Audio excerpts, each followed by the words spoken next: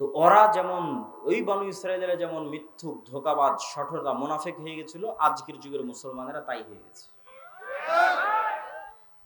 এটা আপনি আপনার আশেপাশে যে কোনো জায়গায় তাকালে দেখতে পাবেন যে হুবহু বানু ইসরায়েলের চরিত্র মুসলমানদের মধ্যে চলে এসেছে। আর এই কারণেই আল্লাহ বানু ইসরায়েলের এত লম্বা ঘটনা কোরআনে বলে রেখেছে, কেন আল্লাহ জানে একদিন উম্মতে মুহাম্মাদি বানু ইসরায়েল হবে। তো তাদের লজিকটা বলতে চাচ্ছিলাম যে ইসরাইল বা ইহুদি বা ব্রাহ্মণ্যবাদী যে দুইটা জাতির কথা আল্লাহ বললো যারা মুসলমানদের সাথে সবচেয়ে বেশি শত্রুতা করবে, লজিকটা কি? লজিকটা হচ্ছে সুপারিয়রিটি থিওরি। ইহুদিরা বিশ্বাস করে যে তারা চোজেন বাই দ্য গড, তথা আল্লাহর পক্ষ থেকে পৃথিবীতে বাছাইকৃত একমাত্র আল্লাহর সন্তান হচ্ছে ইহুদিরা, বলেন নাউজুবিল্লাহ। এই জন্য কেউ ধর্ম চেঞ্জ করে ইহুদি হতে পারবে না, জন্মগত ইহুদি হতে হবে। এই কারণে তারাবাদে, যেহেতু তারা চোজেন বাই দ্য গড, আল্লাহ কর্তৃক বাছাইকৃত আল্লাহর সন্তান, তাদের বিশ্বাস অনুযায়ী এই জন্য তারাবাদে আর বাকি পৃথিবীর সবাই হচ্ছে গরু, ছাগল, মহিষ, ভেড়া, বকরি অথবা পশু প্রাণী নয়, এদের জবাই করলেই কি, আর এদের স্ত্রী সন্তানদের ধর্ষণ করলেই কি। যেমন গাজার 50,000 মানুষকে হত্যা করে ওদের কোনো ফিলিংস কাজ করেনি, ওরকম 50,000 সুযোগ পেলে 50,000 খ্রিস্টানকে হত্যা করবে, কোনো ফিলিংস কাজ করবে না। কেননা তার ব্রেনে আছে সুপারিয়রিটি থিওরি, সে তার রব কর্তৃক বা আল্লাহ কর্তৃক বাছাইকৃত পৃথিবীর একমাত্র সন্তান, বাকি সব গোলাম। একই সুপারিয়রিটি থিওরি আমাদের পাশের দেশের ব্রাহ্মণ্যবাদীরা বিশ্বাস করে। এরা বিশ্বাস করে কি, যে আমরা তাদের বিশ্বাস অনুযায়ী আমরা ভগবানের মাথা থেকে তৈরি হয়েছি। এই জন্য কেউ নতুন করে ধর্ম চেঞ্জ করে ব্রাহ্মণ হতে পারবে না। ব্রাহ্মণ জন্মগত হতে হবে, লিগ্যাসি, বংশগত হতে হবে। তো ব্রাহ্মণরা কোত্থেকে তৈরি হয়েছে? ভগবানের মাথা থেকে তৈরি হয়েছে। আর বাকি ক্ষুদ্র, তারপরে হচ্ছে কি বলে বৈশ্য, ক্ষত্রিয়, যত ওদের যে জাত পাতের যে ভেদ আছে, নিম্ন শ্রেণীর হিন্দু যারা আছে, বলি দেওয়া লাগলে ওদের ছেলে মেয়েকে বলি দাও, যা করা লাগবে সব ওদের, কাজ করবে ওরা, খাটবে ওরা, ব্রাহ্মণরা বসে থেকে খাবে, বাকি সব গোলাম। এটাই কিন্তু হিন্দু কালচার। এবং এই কারণেই কিন্তু বাংলাদেশের মুসলমানেরা এত বেশি মুসলমান হয়েছে। কেন? বাংলাদেশের মুসলমানেরা বেশিরভাগ নিম্ন বর্ণের হিন্দু ছিল। যখন বিদেশ থেকে মুসলমানেরা এই দেশে প্রবেশ করেছে, তখন এই দেশের হিন্দুরা দেখেছে এর চাইতে সাম্যতার ধর্ম, এর চাইতে সমতার ধর্ম, এর চাইতে মানবতার ধর্ম, যেখানে রাজা কি, বাদশাহ কি, আমির কি, প্রজা কি, এক সিস্টেমে, এক কাতারে, এক মসজিদে, কেউ বলতে পারবে না যে এই মসজিদে ওই জায়গাটা আমার, কেউ আগে জায়গার না যাক, এই জায়গাটা আমার, এখানে যেন কেউ না বসে, কোনো ক্ষমতা নাই। রাজা বাদশাহ কারো ক্ষমতা নাই। মসজিদে যে যেভাবে প্রবেশ করেছে, সে যেভাবে জায়গা পেয়েছে, সে সেখানে বসবে, সে সেখানে সালাত আদায় করবে, পায়ের সাথে পা মিলাবে। এই যে ইসলামের মধ্যে কালারকে কেন্দ্র করে, জন্মগতকে কেন্দ্র করে, কোনো কিছুকে কেন্দ্র করে যে কোনো ভেদাভেদ নাই, যে রাসূল সাল্লাল্লাহু আলাইহি সাল্লাম হাদিসে বলেছে লা ফাজলা লিআরাবিয়্যিন আলা আজামিয়্যিন ওয়ালা লিআজামিয়্যিন আলা আরাবিয়্যিন, যে কোনো আরবের ন্যূনতম প্রাধান্য নাই কোনো অনারবের উপর, কোনো অনারবের ন্যূনতম প্রাধান্য নাই কোনো আরবের উপর, কোনো কালো রঙের মানুষের ন্যূনতম প্রাধান্য নাই সাদা রঙের মানুষের উপর, কোনো সাদা রঙের মানুষের ন্যূনতম প্রাধান্য নাই কোনো কালো বর্ণের মানুষের উপর। এই যে বিশ্বের সবচেয়ে শ্রেষ্ঠ মানুষকে শুধুমাত্র আদম সন্তান হিসেবে ট্রিট করা, যদি জো বাইডেন, তো জো বাইডেনও আদম আলাইহিস সালামের সন্তান, ডক্টর ইউনুস, তো ডক্টর ইউনুস আদম আলাইহিস সালামের সন্তান। বাই বর্ন, জন্মগতভাবে রক্তের দিক থেকে এরা সমান। গায়ের রঙের কারণে, কোন বংশে জন্মগ্রহণ করেছে, কোন এলাকায়, কোন দেশে জন্মগ্রহণ করেছে, এর কারণে মান সম্মানের কোনো কমতি হবে না। মান সম্মানের কমতি হবে কাজের কারণে, কর্মের কারণে। তো যখন এই অঞ্চলের নিম্নবর্ণের হিন্দুরা দেখলো যে তো এর চেয়ে শ্রেষ্ঠ ধর্ম হয় না, তখন দলে দলে ইসলাম গ্রহণ করেছে। তাহলে ওখানে ইহুদিদের সুপারিয়রিটি থিওরি, এখানে হিন্দুদের সুপারিয়রিটি থিওরি। ব্রাহ্মণ্যবাদী হিন্দু আর জায়নিস্ট ইহুদি, এরা হচ্ছে সুপারিয়রিটি থিওরিতে বিশ্বাস করে। এরা বাদে, যেমন ব্রাহ্মণ্যবাদী হিন্দুরা মুখে বলুক আর না বলুক, তারা কি মনে করে? তারা মুসলমানদের মনে করে লেচ্ছ, জবন, অস্পৃশ্য। অস্পৃশ্য মানে যাকে টাচ করাও যায় না, এতটা অপবিত্র। শেখ মুজিবুর রহমান তার আত্মজীবনীতে লিখেছে, সে তার এক হিন্দু বন্ধুর বাড়িতে বেড়াতে গেছিল, এই কারণে ওর মা ওর খালারা মিলে ওই বাড়ি 7 বার করে ধুয়েছে, কেননা মুসলমান প্রবেশ করেছে ওই বাড়িতে। অস্পৃশ্য, যাকে স্পর্শ পর্যন্ত করা যায় না।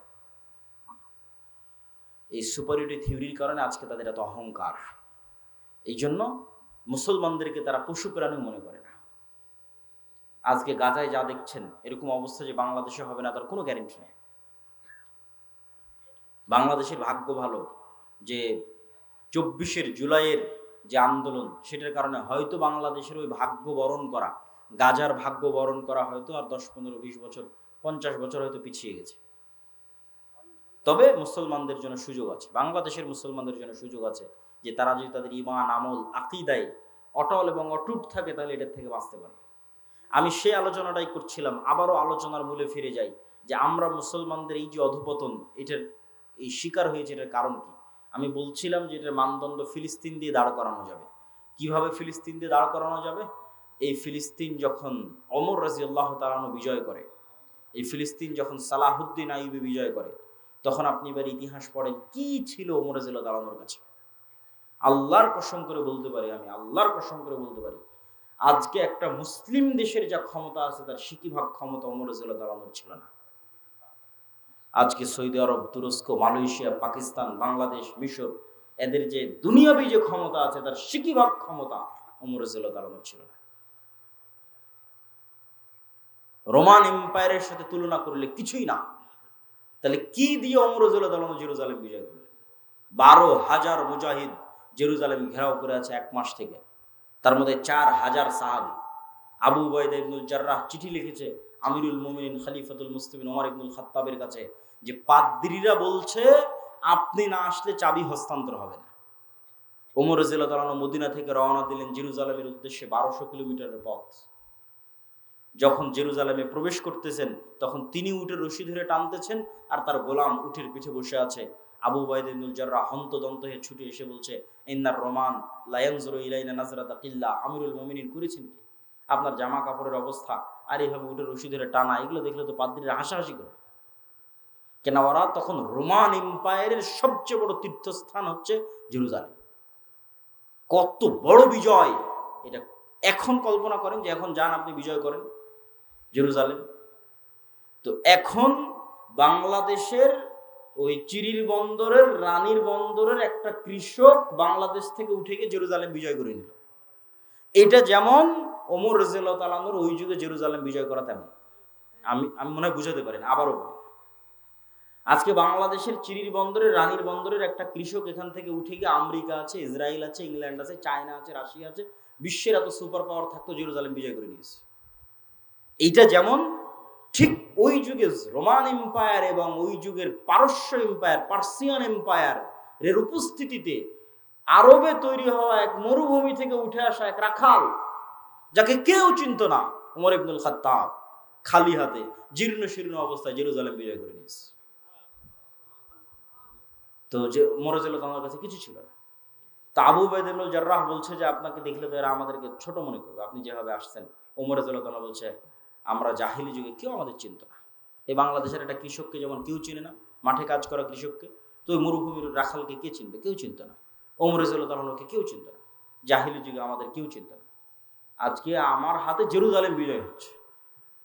তো আমার হাতে জেরুজালেম বিজয় হচ্ছে, আ'আজ্জানাল্লাহু বিল ইসলাম। এই সম্মানটা আমরা অর্জন করেছি, এই ক্ষমতাটা আমরা অর্জন করেছি তাকওয়া, পরহেজগারিতা, আল্লাহ ভীরুতা দিয়ে। এই জন্য দেখবেন যে জেরুজালেমে হামলা হচ্ছে, গাজায় হামলা হচ্ছে, বিশাল নিন্দা, বয়কট সবকিছু চলতেছে, মিছিল মিটিং সবই হচ্ছে, কিন্তু দেখবেন তাকওয়া পরহেজগারিতার বেলায়, নামাজের বেলায় নাই। তাহলে আপনি ওই মানদণ্ডে দাঁড়াতে পারছেন না যে মানদণ্ডের উপর বিজয় হবে, যে মানদণ্ডের উপর বিজয় হয়েছে। ক্ষমতা দিয়ে, মিছিল দিয়ে, দাপট দিয়ে, অস্ত্র দিয়ে বিজয় হয়নি। খালিদ বিন ওয়ালিদের যুদ্ধ দেখেন, ইয়ারমুকের যুদ্ধ দেখেন, মুতার যুদ্ধ দেখেন, কোথায় কয়েক লক্ষ সেনাবাহিনী, কোথায় কয়েক হাজার। সুলতান সালাহুদ্দিন আইয়ুবীর হিত্তিনের যুদ্ধ দেখেন, কোথায় কয়েক লক্ষ প্রশিক্ষিত নাইট যোদ্ধা, আর কোথায় মরুভূমির এক প্রান্ত থেকে আর এক প্রান্ত ঘুরে বেড়ানো এক অসহায় মরুবিদুইন। মাত্র কয়েক হাজার সৈন্যবাহিনী সুলতান সালাহুদ্দিন আইয়ুবীর হাতে। তুরস্কের ইস্তাম্বুল বিজয় পড়েন সুলতান মোহাম্মদ আল ফাতেহ। বাইজেন্টাইন সাম্রাজ্যের যে কেন্দ্র, রাজধানী তুরস্কের ইস্তাম্বুল, কিভাবে উনি বিজয় করেছেন? ওনার কি বা ক্ষমতা ছিল? কোনো ক্ষমতা ছিল না। সবগুলো বিজয় হয়েছে তাকওয়া, পরহেজগারিতার, আল্লাহর উপর ভরসা। অতএব সেই দৃষ্টিকোণ থেকে দেখলে আজকের সব মুসলিম দেশের উপর জিহাদ ফরজ। মানে এই অজুহাতে কেউ জিহাদ থেকে পিছিয়ে সরে আসবে যে না আমাদের এখানে তো সক্ষমতা নাই, তো আসলে ওমর ইবনুল খাত্তাবেরও সক্ষমতা ছিল না, সুলতান সালাহুদ্দিন আইয়ুবের সক্ষমতা ছিল না, সুলতান মুহাম্মদ আল ফাতিহের সক্ষমতা ছিল না। ছিল কি? সৎ নিয়ত, তাকওয়া, পরহেজগারিতা, আল্লাহর উপর ভরসা। তোমাদের সক্ষমতা আছে, কিন্তু তোমাদের তাকওয়া, পরহেজগারিতা নাই, আল্লাহর উপর ভরসা। সম্মানিত উপস্থিতি, তাহলে কেন আজ মুসলমানদের এই অবস্থা? তার একটা উদাহরণ তো পেয়ে গেলেন যে ক্ষমতা দিয়ে মুসলমানদের কোনোদিন বিজয় হয়। ক্ষমতা দিয়ে যদি বিজয় হতো তাহলে বাংলাদেশের ছাত্ররাও এই সরকারকে সরাতে পারত না। কেননা একদিকে ছিল ওপেন রাইফেল আর একদিকে খালি হাত, এটা সম্পূর্ণ অসামঞ্জস্য। কিন্তু ওই যে যখন মানুষ শক্ত সিদ্ধান্ত নেয়, আল্লাহর উপর ভরসা করে, তখন আল্লাহ সুবহানাহু ওয়া তাআলা রাস্তা সহজ করে দেয়। ওই জন্য আল্লামা ইকবালের একটা কবিতা আছে कि काफिर है तो शमशीर पे करता है भरोसा, কাফেরেরা তরবারির উপর ভরসা করে, আর মুমিন হয় তো বেতেক ভি লড়তা है সিপাহী, আর যদি মুমিন হয় তো ঢাল তলোয়ার ছাড়াই যুদ্ধের মাঠে ঝাঁপিয়ে পড়ে। কেননা মুমিনের কাছে শাহাদতের মৃত্যু সবচেয়ে প্রিয়। এবং আল্লামা ইকবালের আরো একটা কবিতা আছে এটাকে, এই বিষয়টাকে তুলে ধরার জন্য, তো হুনার আজমা হাম জিগার আজমায়েঙ্গে, তোর কাছে অস্ত্র আছে, তুই তোর রাইফেল আর বম যত আছে সব পরীক্ষা কর, আর আমরা কিসের পরীক্ষা দিব? আমরা হচ্ছে জীবনের পরীক্ষা দিব। তোর রাইফেলের গুলিতে মরে যাব, তোর বমের আঘাতে শহীদ হয়ে যাব, কতগুলো মারবি, মেরে ফেলে। তো হুনার আজমা হাম জিগার আজমায়েঙ্গে, তোর হাতে রাইফেল আছে, আমার কলিজা আছে। এটা আল্লামা ইকবালের কবিতা। তো যখনই মানুষ মৃত্যুকে পরোয়া করে না এবং মৃত্যুকে পেছনে ফেলে দিয়ে সামনের দিকে আগায়, তখন বিজয় সুনিশ্চিত। কিন্তু এই যে দুনিয়ার ঐশ্বর্য, দুনিয়ার উন্নয়ন, দেখবেন যে একদিকে গাজায় ক্রন্দন চলছে, আর একদিকে দেখবেন দুবাইয়ের কথা বলেন বা যে কোনো দেশের কথা বলেন, দেখবেন রঙ্গলীলায় মত্ত। তো ওই দুনিয়ার ওই নেশা ছেড়ে দিয়ে কিভাবে জেহাদে অবতীর্ণ হবে? তখনই অবতীর্ণ হতে পারবে যখন দুনিয়ার এই মূল্যটা হারিয়ে যাবে। এই জন্য আল্লাহ শিক্ষা দেন, মানে জেহাদে অবতীর্ণ হওয়ানোর জন্য আল্লাহ শিক্ষা দেন। শাস্তি না পেলে ঠিক হয় না মানুষ। সিরিয়ারা, আজকে সিরিয়ার মানুষজন বিজয় হয়েছে 20 বছর থেকে যুদ্ধ করতেছে। আফগানিস্তানরা বিজয় হয়েছে 30 বছর থেকে যুদ্ধ করতেছে, মানে মরতে মরতে মরতে মরতে মরতে মরতে তারা মরা শিখেছে। ফিলিস্তিনের মানুষেরও বিজয় হবে, তারাও জানের কুরবানি দিচ্ছে। কিন্তু যারা এই তামাশা দেখছে তাদের উপরও কিন্তু এই শাস্তি আযাব নেমে আসবে, নেমে আসার আগে যতক্ষণ সতর্ক না হবে। তাহলে এখানে আর একটা বিষয় আমাদের মনে রাখতে হবে যে আমরা এই অবস্থায় দাঁড়িয়ে কেন, এই গোলামির জিঞ্জির আমাদের গলায় কেন? এই গোলামির জিঞ্জির আমাদের গলায় এর আরেকটা গুরুত্বপূর্ণ কারণ আমার দৃষ্টিতে মনে হয়েছে, আমি সব বক্তব্যে বলেছি, আপনারা শুনেছেন কিনা আমি জানি না, আমি বলেছি আজকের যুগের মুসলমানেরা আজকের যুগের বানু ইসরাইল। আজকের যুগের মুসলমান বানু ইসরাইল মানে তার আগে বানু ইসরাইল কারা? পবিত্র কোরআন খোলেন, পবিত্র কোরআনের সূরা বাকারার একটা বড় অংশ জুড়ে আল্লাহ বানু ইসরাইলদের কথা বর্ণনা করেছে। তো বানু ইসরাইলদের কথা আল্লাহ কোরআনে বর্ণনা করেছে, আমি দুই একটা বলি তাহলে বুঝবেন বানু ইসরাইল কারা। এবার ওদের সাথে আমাদের মিলাবে। বানু ইসরাইলের বর্ণনা আল্লাহ দিচ্ছে যে বানু ইসরাইলেরা চোখের সামনে দেখলো যে ফেরাউন ডুবে গেল। বানু ইসরাইলেরা চোখের সামনে দেখলো যে ফেরাউন ডুবে গেল।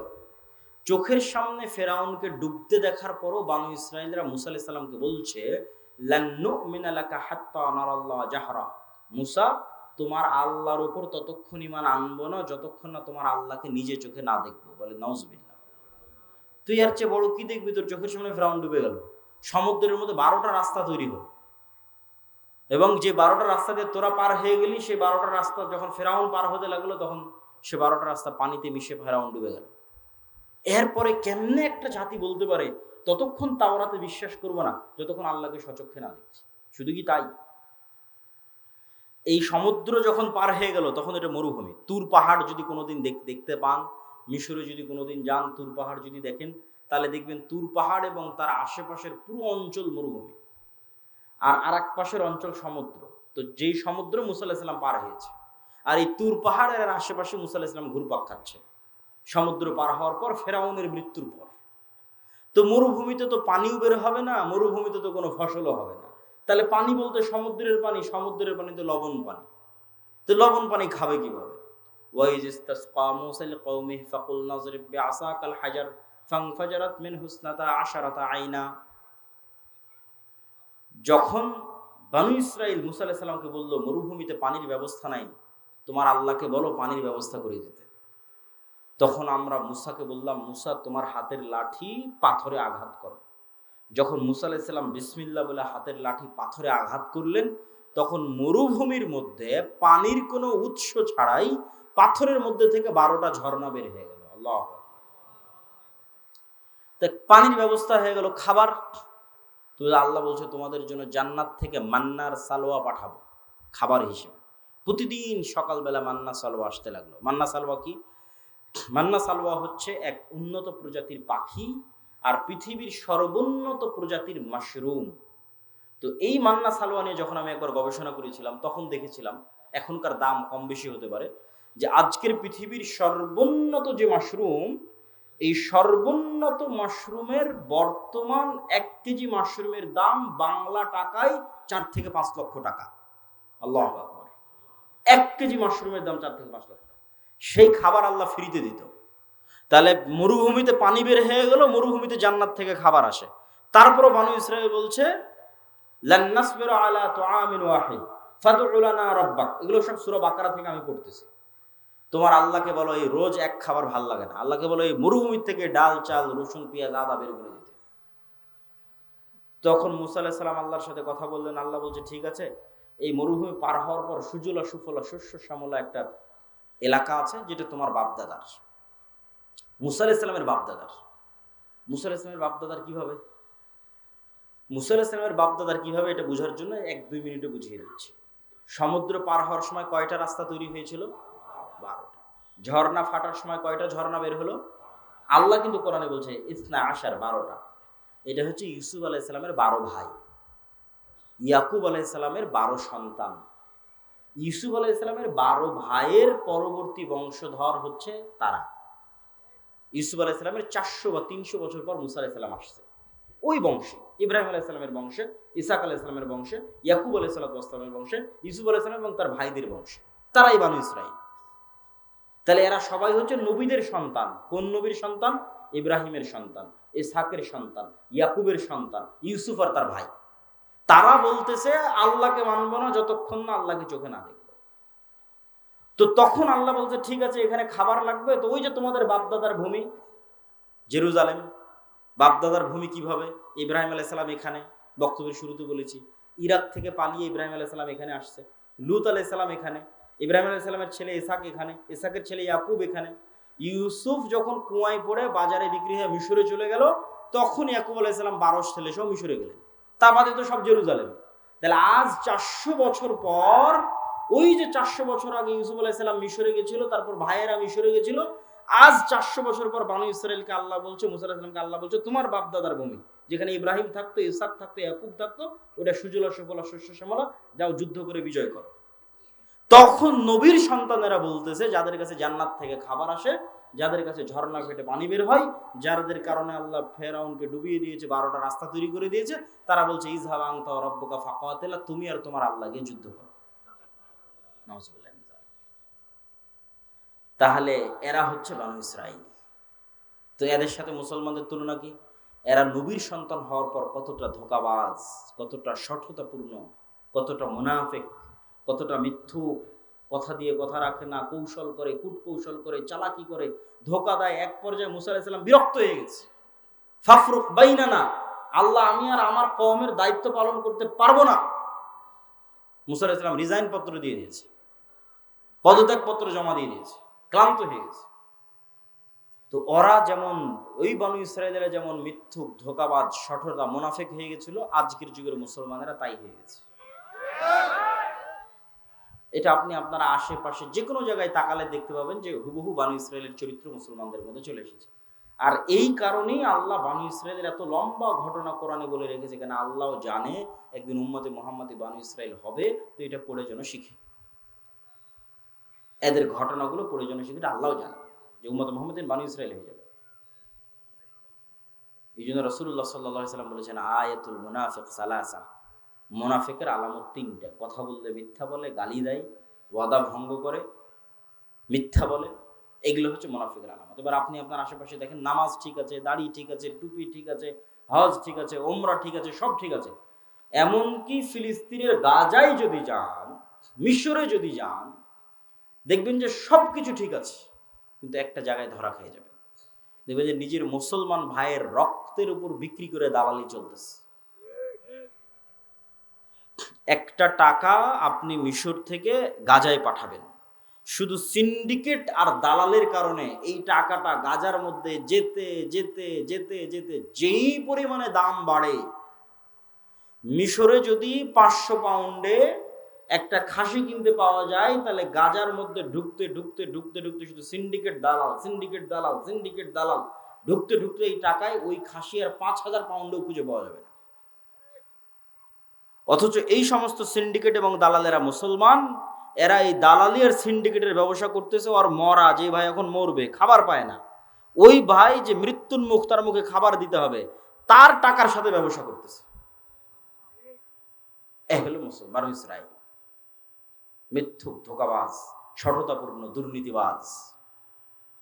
এই জন্য এগুলো জালসা সম্মেলনের গত 16 বছর কত এমপি, মন্ত্রী, মিনিস্টার, চেয়ারম্যান, মেম্বার, এগুলোর অতিথি বিশেষ অতিথি, এসি, ডিসি, ওসিল্যান্ড, এসপি ছিল, যে বলা যায় 80-90% বেশি এগুলো জালসা, মাদ্রাসা, মসজিদ, এগুলোর কমিটির সভাপতি, সেক্রেটারি, আর অন্তত 50% বেশি উমরাকারী হাজি, আর অন্তত 10% আছে তাহাজ্জুদের সালাত আদায়কারী। কিন্তু নিজ নিজ দায়িত্বের জায়গায় সবগুলো মিথ্যুক, চোর আর বাটপার। এ হলো বানু ইসরাইল। মানে দেখাচ্ছে একটা, আসলে হচ্ছে আর একটা। বানু ইসরাইল এগুলো হচ্ছে গোলামের স্বভাব। তবে এই যে গোলামের স্বভাব আমরা চলে এসেছি, আপনাদের মনে কি এটা প্রশ্ন হয় না যে ইব্রাহিম আলাইহিস সালামের সন্তানেরা কেমনে এরকম হয়ে গেল? প্রশ্ন হয় না? হয় না? এই প্রশ্নের উত্তর নিতে হবে। তো এই প্রশ্নের উত্তর দেওয়ার আগে, তার আগে 2 মিনিট একটা জরুরি একটা আবেদন আছে, যে আপনাদের মধ্যে এই প্রতিষ্ঠানের সহযোগিতার জন্য হয়তো চাদর নিয়ে যাবে, আপনারা অবশ্যই প্রতিষ্ঠানের সহযোগিতা করবেন। কেননা সহযোগিতার বিষয়ে একটা জিনিস আপনাদের মনে রাখতে হবে, যে আপনি মনে করেছেন না দিব না, ওকে দিব না টাকা, না, আপনি প্রতিষ্ঠানকে বঞ্চিত করলেন না, আপনি নিজে একটা ভালো কাজ থেকে বঞ্চিত হয়ে গেলেন। আপনি চিন্তা করছেন একরকম, বিষয়টা ঘটছে আর একরকম। এখানে আর 2টা উদাহরণ দিই। ফেতরা দিয়েছেন না সবাই? ফেতরা দিয়েছেন, মাশাআল্লাহ। হাদিসে রাসূল সাল্লাল্লাহু আলাইহি ওয়াসাল্লাম বলছে কি, ফেতরা হচ্ছে সিয়ামের মধ্যে যদি কোনো ভুল ত্রুটি হয় তার কাফারা। কেউ যদি দিনের বেলা সিয়াম অবস্থায় তার স্ত্রীর কাছে যায়, তা আল্লাহ নবী বলছে কাফারা একটানা 60 দিন রোজা, না হয় 60 দিন মিসকিন খাওয়া, না হয় গোলাম আজাদ করো। তার মানে দুনিয়াতেই ইবাদতের মধ্যে ত্রুটি হলে ধন সম্পদ দিয়ে, টাকা পয়সা দিয়ে, জরিমানা দিয়ে বাঁচা যাচ্ছে। কথা মনে আমি বুঝাতে পারি? দুনিয়াতেই যখন ইবাদতের মধ্যে গুনাহ হয়ে যাচ্ছে, তখন আল্লাহই সিস্টেম তৈরি করে দিয়েছে, দুনিয়াতেই তুমি তোমার ইবাদতের ভুলের কাফারা দিয়ে দিতে পারবা, টাকা দিয়ে, ধন সম্পদ দিয়ে। এই সিস্টেম কিয়ামতের মাঠেও চলবে। কিন্তু কিয়ামতের মাঠে তখন তো আর টাকা বানানোও যাবে না, আর টাকা থাকবেও না। তাহলে এখন যারা আগে থেকে সেভিং